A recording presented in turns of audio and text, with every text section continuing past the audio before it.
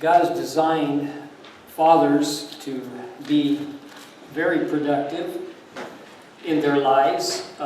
So many times we see fathers as not really desiring the positions that they have. They want the authority, but not the responsibility many times.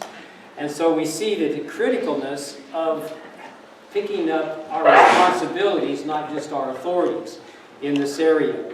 There's a tremendous pressure from society for fathers and mothers to simply conform to the world's way of thinking, to conform to the world's standards of living. And we see this. In fact, this very week we're watching what has already been spoken about here, the pregnancy, the crisis that is brewing here in the possibility and probability of the overturn of Roe versus Wade.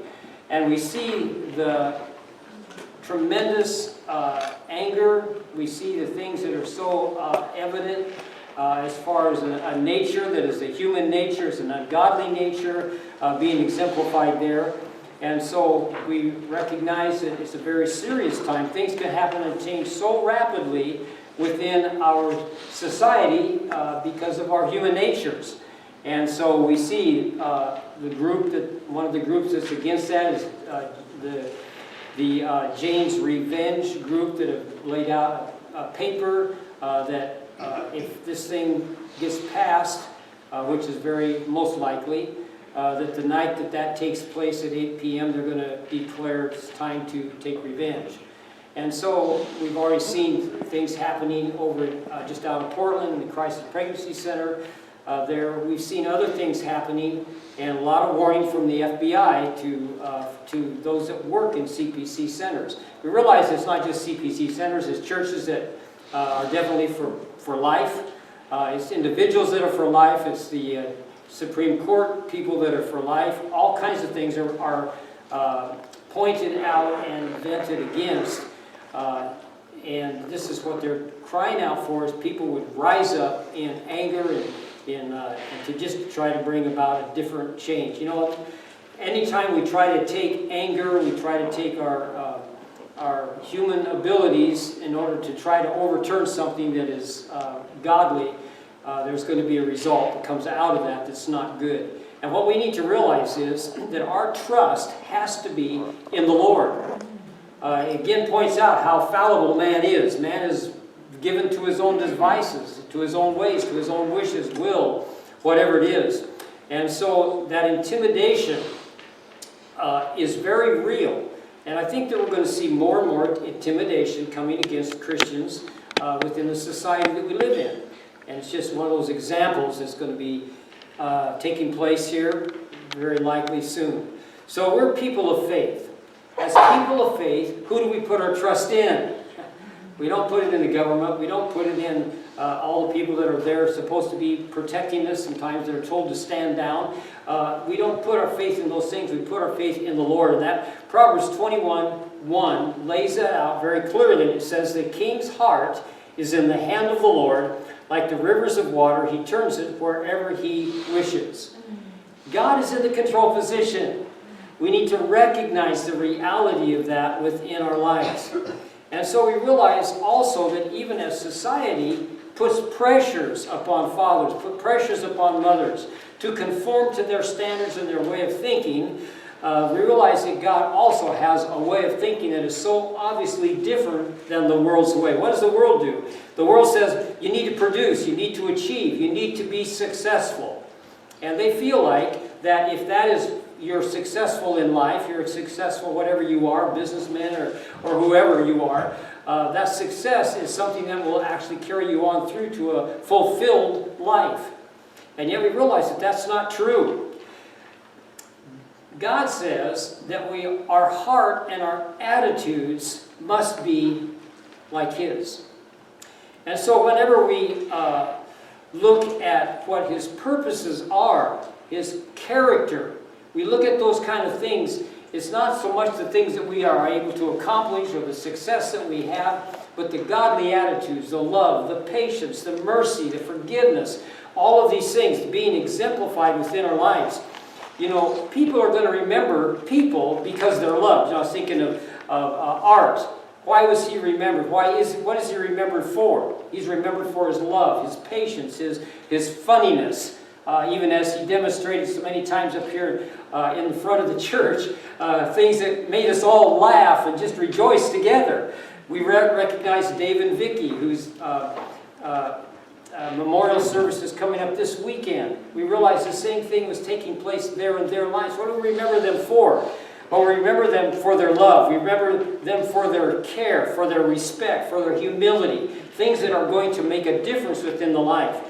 And so, every father, every grandfather, every great-grandfather, every one of us that is living, that has responsibilities towards our children, towards our marriage, towards those kind of things, have a tremendous influence in the life of those that we are leading. And we need to realize the reality of that. And when we don't realize the reality of that, we don't recognize that we're actually leading our children many times, or even our wives, our marriages, in ways that are actually ungodly, and they're in a deteriorating kind of a focus. So God's desire is that we would be very careful that we put our priorities where they belong, and that priority is in Him, and in allowing Him to produce within us that love, that kindness, that forgiveness, that humility level, that leadership, the focuses that should be being manifested by a godly husband, father, grandfather, great-grandfather, however far it goes. So we see the reality of that. An inmate in a high-security prison said this. He says, "My father was a hard worker, but he had a terrible temper. He says, I reaped the results of that influence and am in prison for 50 years because of my violent temper." You know, we don't always realize the things that we live out are things that are handed down to those around us. We influence many, many people.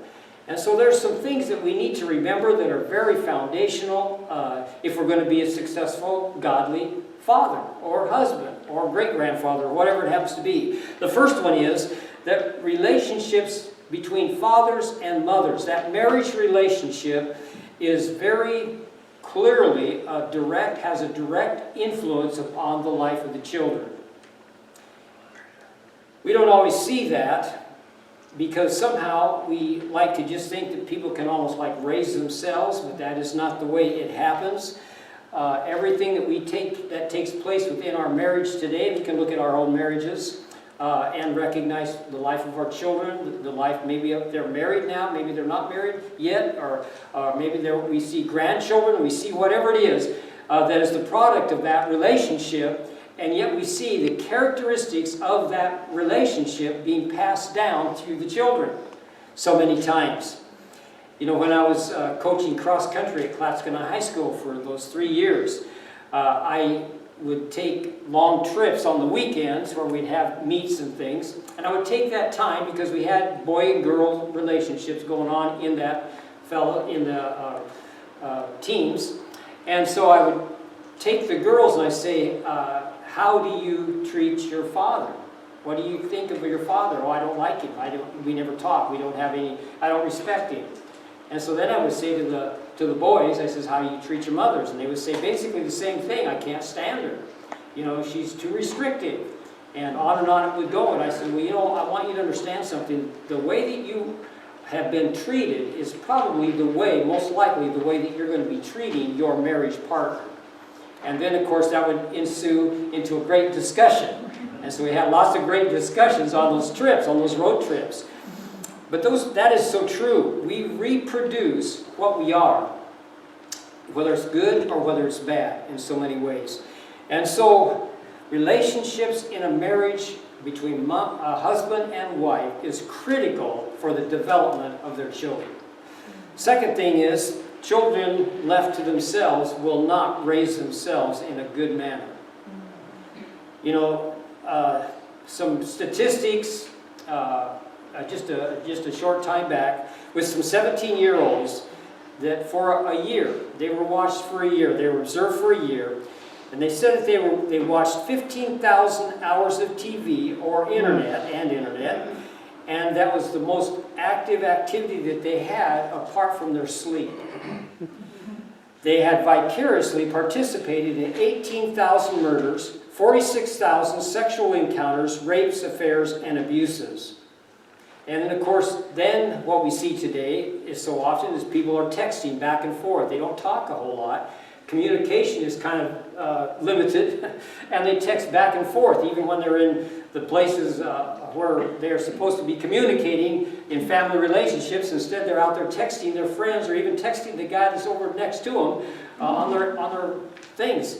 And then, of course, we see tragically the sexting that goes on over the phones and things also. Just a tragic story what we're seeing. And so God has designed for parents to pick up their responsibility in raising their children in a godly manner. And that's what he says. Why, Malachi says, why in the world do I ask you to, what's the focus of the marriage? What's the focus of having children? He says to raise godly children. That's our purpose as we have children. It's not a hard thing to have children for most people. But to raise godly children, that's a whole different story. And God says that you're responsible. As fathers, as godly fathers, we're responsible to raise godly children. Third thing is that divorce has a very serious effect upon the children. And we know it affects the marriage totally. 90% of the children from divorced homes suffer from acute shock. These are statistics that were laid out just a few years ago, not very long ago. When separation occurs, there's 50% of the kids that feel rejected and abandoned by their parents. Interesting, half of the fathers never see their children again. And then 1/3 of the boys and the girls that have been divorced and now are living with one of the parents feel the abandonment, that they could be abandoned by the parent that they're now with. And you think, wow, this is an incredible thing that is taking place to where there's no stability being created within the life of that person. You wonder why all the things that are taking place in the courts, in the juvenile delinquents, in the rehabilitation centers, the drugs, all the things that are going on. What is the cause of that? This is where it is.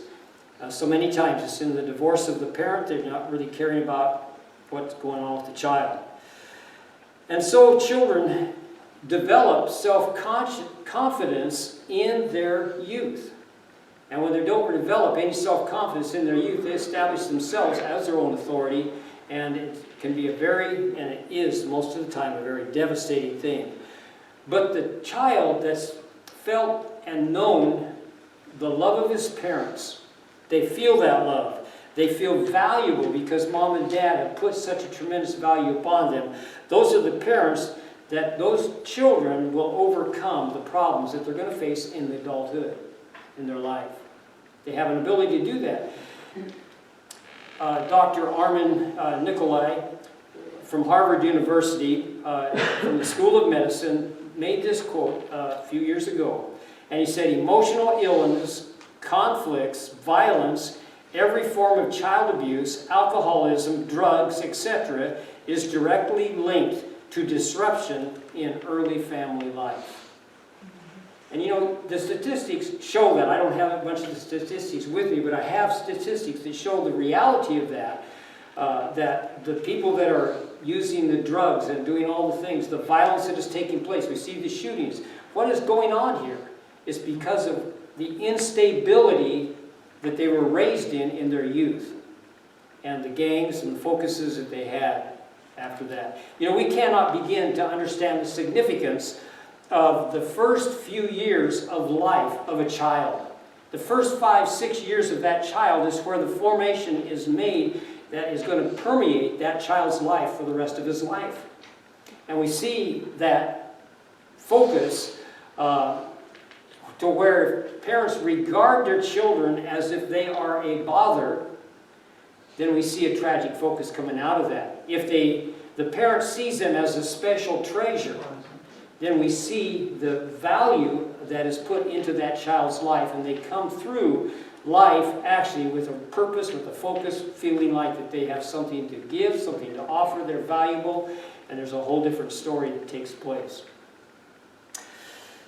So the building blocks of a child's rebellion are many, many things, but there's a couple of them that I wanted to mention, and one of them is the attitude of the parent that says, I will love my child because of their performance, or if they perform. I don't know how many times parents have tried to put the children into the mold that they somehow didn't fulfill themselves, you know, and we see that.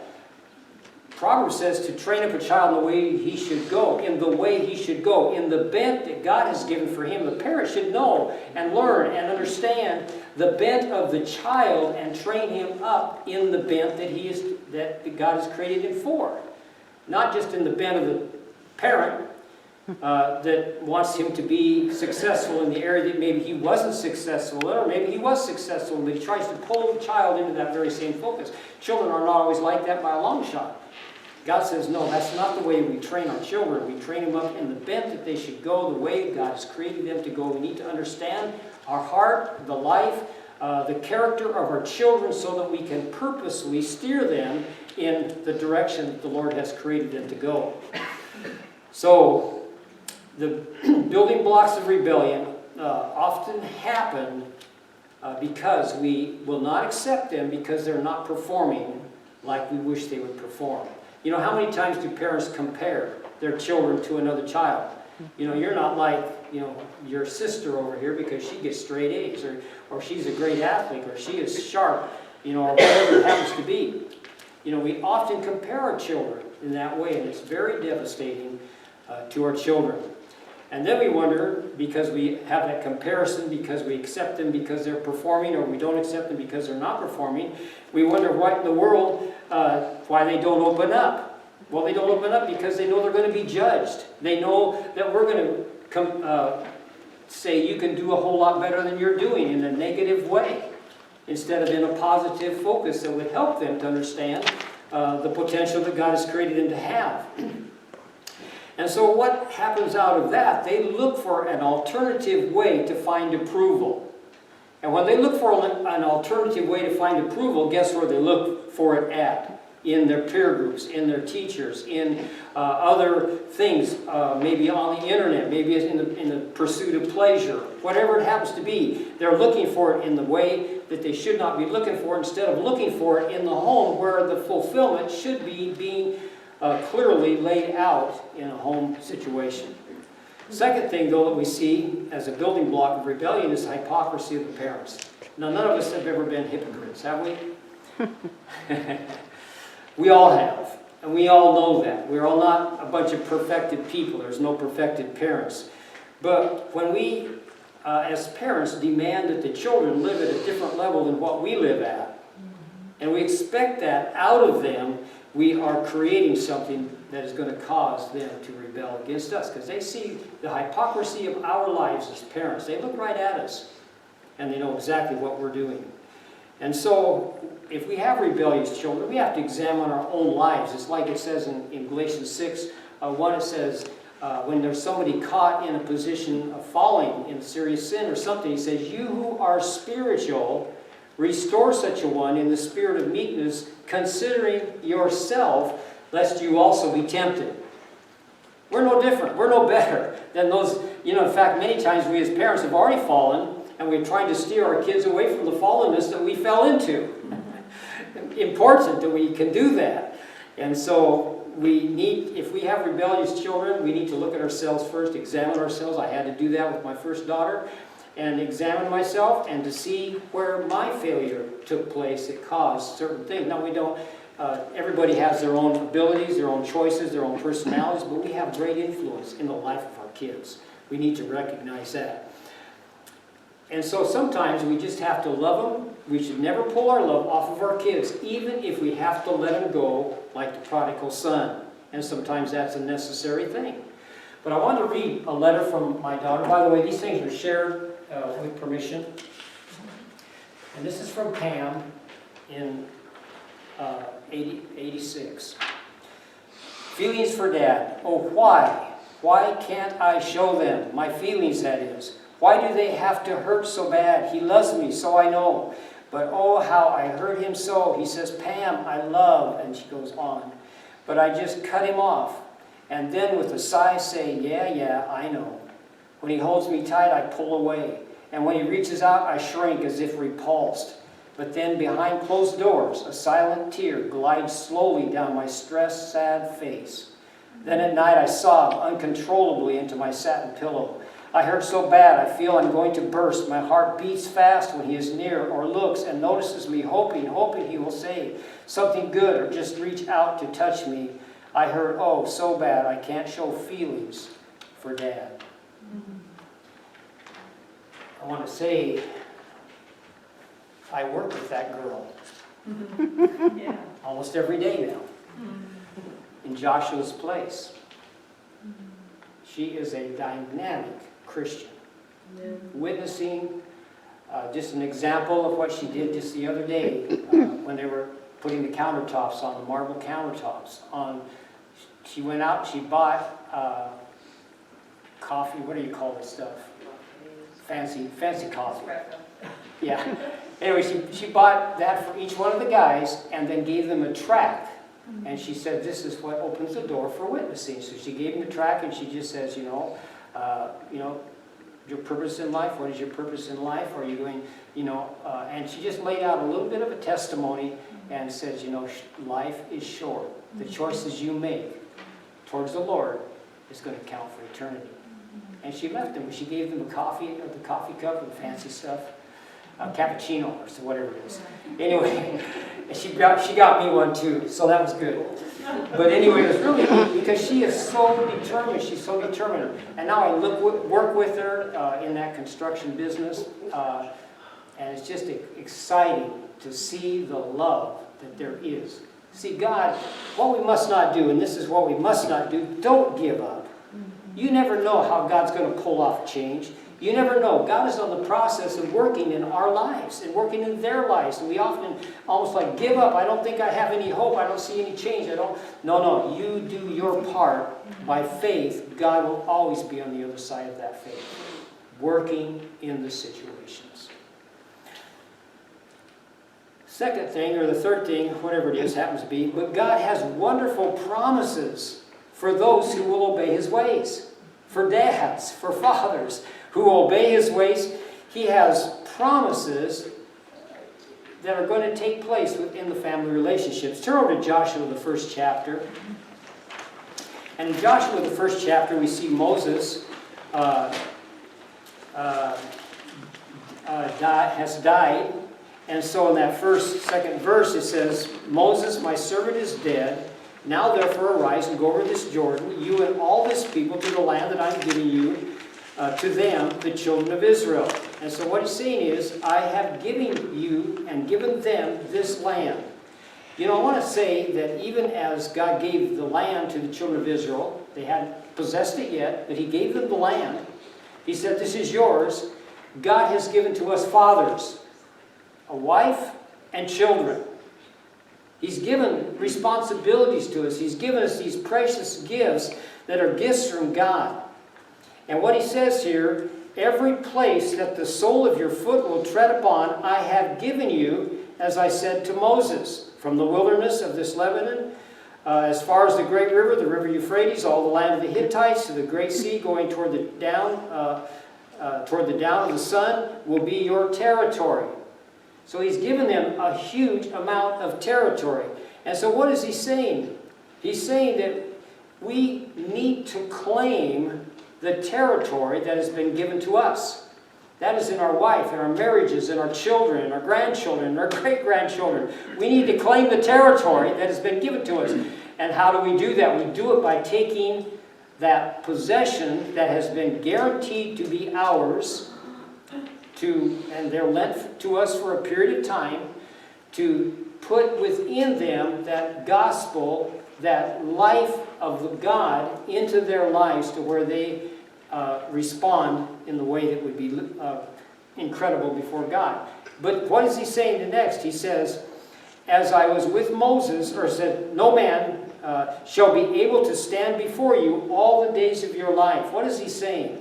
He's saying that if we would do what we're supposed to do in the life of our children, in the life of our wife, in walking in a position of relationship, obedience to the Word of God, submission to the will of God, if we would take that and walk in the commands and the promises of God, God says, every place that the sole of your foot treads upon, that have I given you. Now, that's tremendous. The children of Israel, that was a promise given to them. It's the same promise given to every father, every husband, if we would walk in the ways of the Lord. And then he tells us, he says, as I was with Moses, so I will be with you. I will not leave you, and I will not forsake you. You know, we're not our own. We're bought with a price. We glorify God with our body and our spirit, which are His. We need to recognize He doesn't leave us. He doesn't just put us out on our own and say, well, go see what you can do about it. No, He doesn't. He says, I'm with you. I'm with you. I'm in it. I'm with you in it. I'm going to be with you all the way through it. I'm working on the behalf of things that would bring me glory. And so He's working a work. And so then He gives this charge after He gives these three focuses that are really promises of God. He says, verse 6, be strong and good and of good courage, for to this people you shall divide as an inheritance the land. In other words, he says, it's guaranteed. God will work on His side when you allow Him to work on your side. So he says, Moses, my servant, commanded you to give you this land. Do not turn from it to the right hand or to the left, that you may prosper wherever you go. This book of the law shall not depart from your mouth, but you shall meditate on it day and night, that you may observe to do according to all that is written in it, for then you will make your way prosperous, and then you'll have good success. Have I not commanded you? Be strong and of good courage. Don't be afraid. Don't be dismayed, for the Lord your God is with you wherever you go. Do we believe that? We believe that. I believe we do believe that. But the truth is, the reality of that belief is seen in the life of obedience that we live out. And so God has promised us all these things. Now, how does this come out in a way? Because He's already told us this book shall not depart from your mouth. You shall meditate on it day and night. He puts this into the most important command. Turn over to Deuteronomy 6. And this is the most important command that Jesus Himself laid out for us to follow. If we follow this command, we're going to find ourselves in a position of absolute success as fathers and husbands. And what does He say? Verse number 5. Deuteronomy 6, verse 5. He says, you shall love the Lord your God with all your heart, with all your soul, with all your strength. Who's He talking to? Well, He's talking to fathers here. He's talking to Israel. But He says, you shall love the Lord your God. Talking to leadership. Talking to man. And these words which I command you today shall be in your heart. In other words, in your heart, which means that it is taking effect in you. You are the example that is being lived out in obedience to my command. So this will be in your heart. You shall teach them, your kids, diligently, and shall talk of them when you sit in the house, the commands of God, the ways of God, when you walk by the way, when you lie down, when you rise up. In other words, it's your life. You're going to talk about these things because it is your life. You know, we like to talk about all the other things that are our life, and we often don't even talk about the Lord. You know, talk about our house, our cars, our job, whatever it happens to be, the weather, government, all kinds of things that seem to be our life. But God says, hey, if you would look at me, if you would put me in the priority of your life, loving me above everything else, I will become your life, and I will become the person that you really adhere to in my commands because of love. It's only because of love that He does this. And He says, you shall bind them as a sign on your hand. There shall be as frontlets between your eyes. You shall write them on the doorposts of your house and on your gates. So what He's telling fathers, He says, teach, talk, bind them, and write them. And what He's talking about is in the life of those that are following you, your wife, your children, all around your positions of influence. These are things that God is telling us to do. And so we keep the words of the Lord. One of the things that I think is so critical for us to recognize is because we all know this. None of us, this is not unfamiliar to any one of us, is it? But I want to say that nothing will become dynamic until it becomes specific. Until we put action to what we know, it'll never produce anything. Period. You can't be just a hearer of the word and not a doer. We have to put action to what we know. We have to put action believing God by faith that He will do what He says He will do. He'll never leave us. He'll never forsake us. Every place the sole of your foot treads upon, that have I given you. We walk in that position of obedience and relationship purposely in order to build quality within the life of our children and our wife and our marriage and all of those other things. So, how does this play out? When we talk about being specific, well, it plays out right off the bat in our own life and then in our marriage. Turn to Ephesians 5, and we see this whole passage in Ephesians 5 on marriage. But I want to just deal with the one focus in verse 25. And it says here, Ephesians 5:25, husbands, love your wives just as Christ also loved the church and gave Himself for her, that He might sanctify her, set her apart, and cleanse her with the washing of water by the word, that He might present her to Himself a glorious church, not having spot or wrinkle or any such thing, but that she should be holy and without blemish. So husbands ought to love their own wives as their own bodies. He who loves his wife loves himself. In other words, we are to love our neighbor as we already love ourselves. We take care of ourselves. We meet our needs. We get cold, we put a coat on.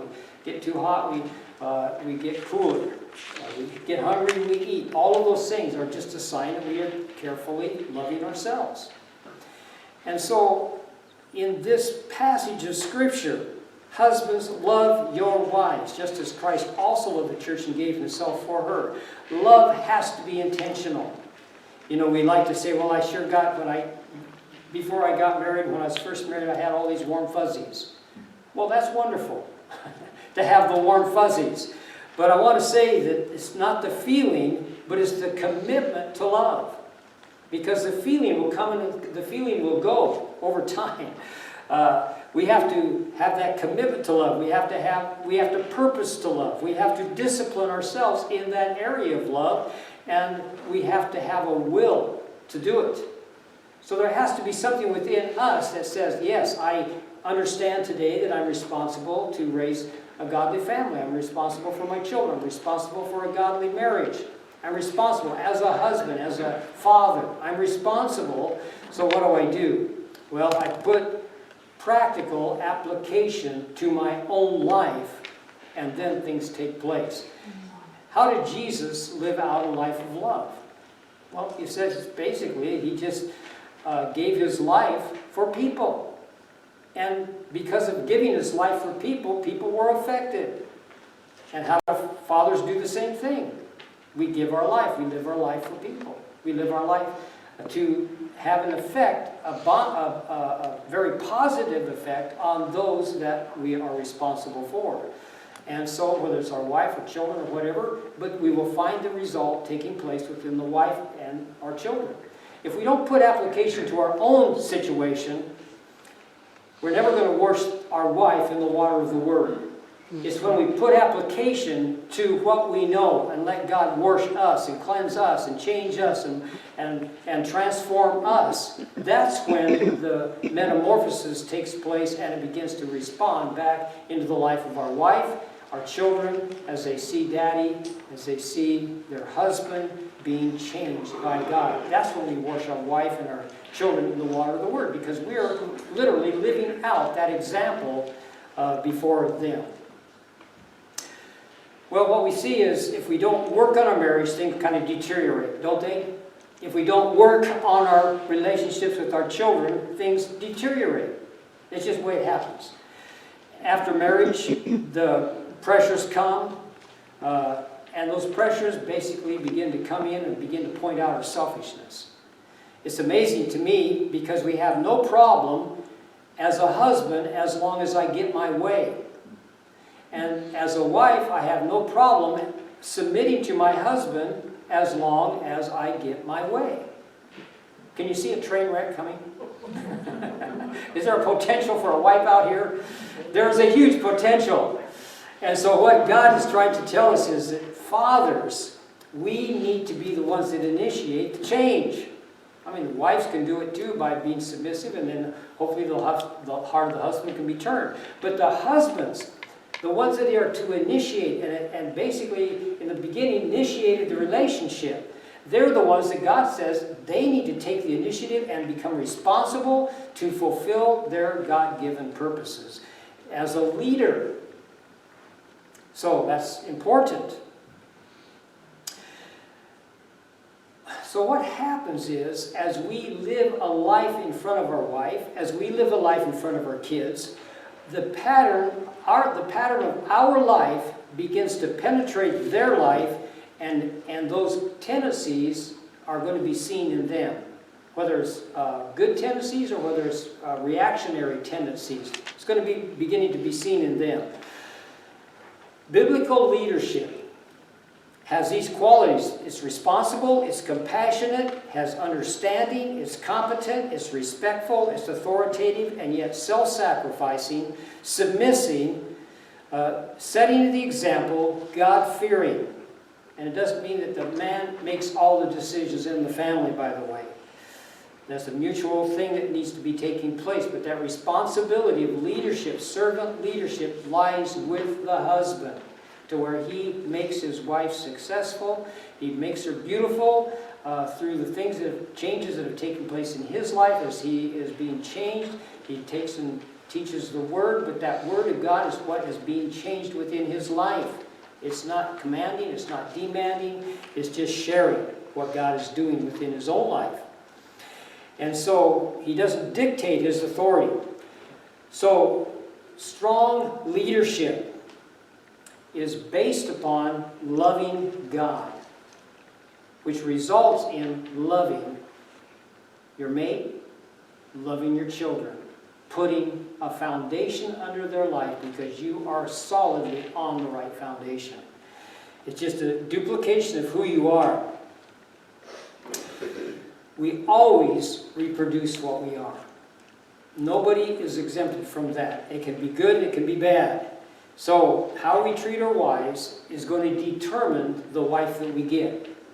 And how we treat our children is going to determine the children that we get to a great extent.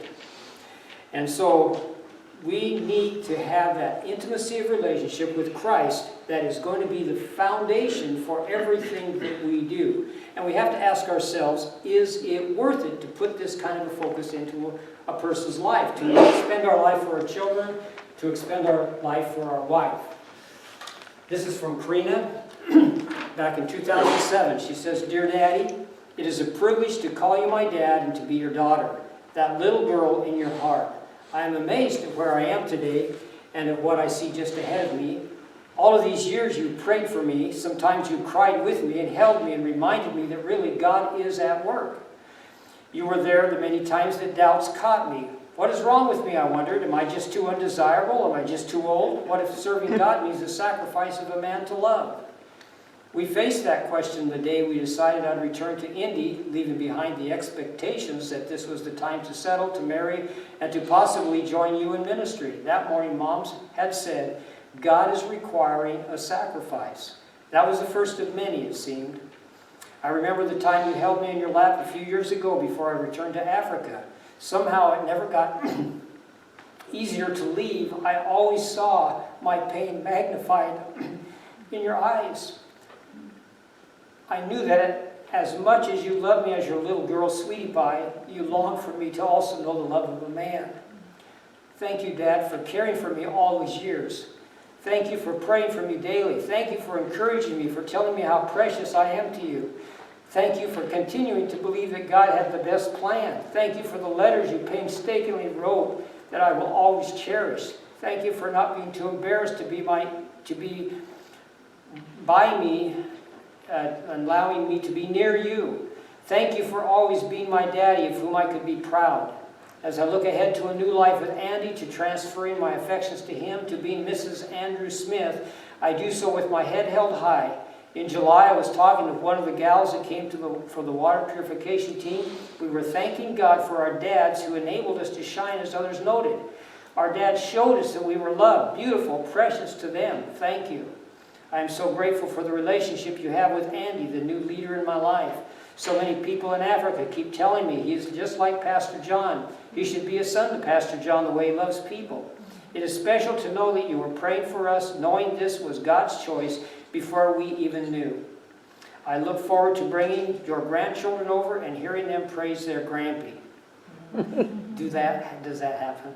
Yeah, it does. I always look forward to my children having such wonderful grandparents. It is painful to know that they will likely not see the family so much. I assure you that they will always be hearing about you, though. You will be their hero because you are mine. Now I'm in a strange dilemma. My whole life is changing. My loyalties are changing.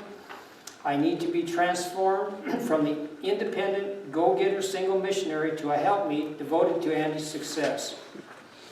This change is challenging me as I am so far away from the very ones I love and trust to guide me. I want to learn to love, to find my identity together with Andrew, not just in my ministry. It is a whole new world for me. I don't know how to be a wife and a mother. I feel so inept at such of these things. I am just grateful that Andy is gracious and non-critical. I don't know how it is that God saw what we both needed and molded us for each other. I don't need to know. I'm just grateful. When I get home, I would love to look back over the list I wrote years ago, listing the type of qualities I felt I needed in a man. I don't have any doubt who that man is now. Thank you for listening another time to the ramblings of your girl who loves and appreciates you so much. Please know that I still need you. I'm asking for your counsel. Maybe you have some good ideas you can share with us on how to strengthen our bond or to focus our vision even across all these miles. You know me well, so I also welcome any caution or advice you and Mom have for me. You can't see the tears that have fallen on this keyboard as I typed here. They are the first I've shed in 2 to 3 months. I know your eyes and heart will have been full as well. I love you so much. You're sweetie pie. And then she writes this one. Dear Daddy, the springs of tears are running over from my heart, out through my eyes, as I thank the Lord for you. Thank you for loving me all of these years and for caring for me as your precious daughter. Last Father's Day, did you know that by this year, all your children would have their own homes? You labored, you prayed over me for so long that it must seem almost unreal that your little girl is truly loved by a wonderful man. This week, I read through parts of last year's journal. For sure, the struggle was greatest just before the victory, or as they say, the night was blackest just before dawn. I can just hear God saying, hold on, your time is almost here. The song Butterfly Kisses and Goodnight Prayers just came on. Do you know it? It is a daddy singing thanks to God for his daughter. I had to cry as the memories he recalled with his daughter reminded me